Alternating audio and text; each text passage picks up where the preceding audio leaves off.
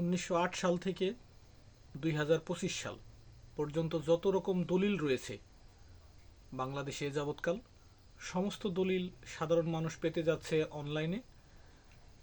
সম্ভবত 2026 সাল থেকে নতুন ল্যান্ড প্রজেক্ট বা পাইলট প্রজেক্ট হিসেবে 2026 সালে সারা বাংলাদেশে একযোগে শুরু হতে যাচ্ছে।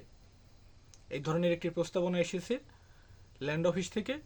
ভূমিশাস্ত্রের উন্নয়নের জন্য পাইলট প্রজেক্ট হিসেবে 17টি উপজেলায় শুরু করেছিল। একযুগে 2026-এর জানুয়ারি থেকে সারা বাংলাদেশে সম্প্রচার হতে যাচ্ছে ভূমিশাস্ত্রের গুরুত্বপূর্ণ এক পদায়ন, সেটি হচ্ছে অনলাইনে দলিল চেক। পৃথিবীর অনেক দেশে এটা হয়, পাশের দেশ ইন্ডিয়াতেও রয়েছে, ইউরোপে তো রয়েছেই। বাংলাদেশে শুরু করতে যাচ্ছে বাংলাদেশ গভর্নমেন্ট।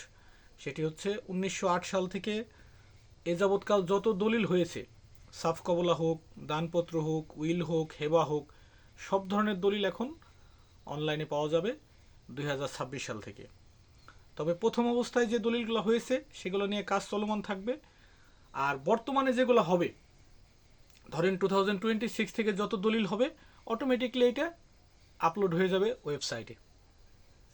একজন গ্রহীতা, সেবা গ্রহীতা যে কোনো সময় সেবা নিতে পারবে। কিভাবে? সে অনলাইনে তার দাতা বা গ্রহীতা বা দলিল নাম্বার অথবা রেজিস্ট্রেশন ইয়ার দিয়ে চেক দিলে সে দলিলটা পাবে। এই ধরনের নিউজ বাংলাদেশ সরকার প্রচার করছেন।